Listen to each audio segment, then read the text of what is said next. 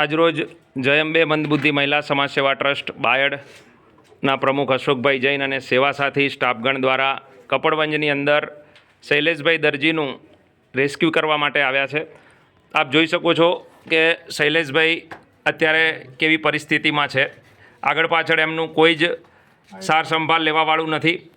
જય અંબે આશ્રમને કપડવંજના સેવાભાવી પંકજભાઈ શાહ દ્વારા સંજયભાઈ શાહ દ્વારા જાણ થતાં જય અંબે આશ્રમ અહીંયા એમનું રેસ્ક્યુ કરવા માટે પધાર્યો છે।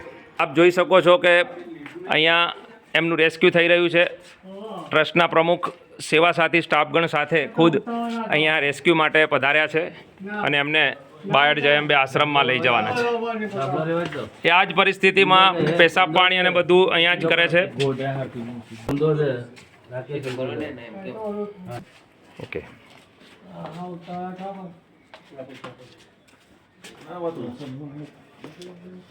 અહીંયાથી હવે એમને આશ્રમ લઈ જવામાં આવશે। ત્યાં પરિવારના સભ્યની જેમ એમની સાર સંભાળ લેવામાં આવશે।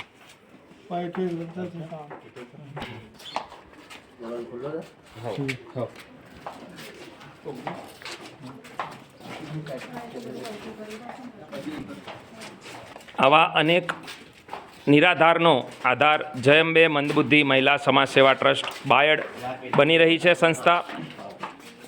અહીંયા ત્યાં લઈ જઈ અને એમને મેડિકલ ટ્રીટમેન્ટ આપવામાં આવશે। 2 ટાઈમ ભોજન, પ્રેમ, લાગણી અને હૂંફ આપવામાં આવશે।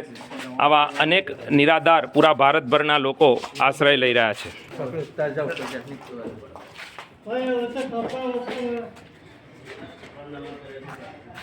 એક જ મિનિટ હો।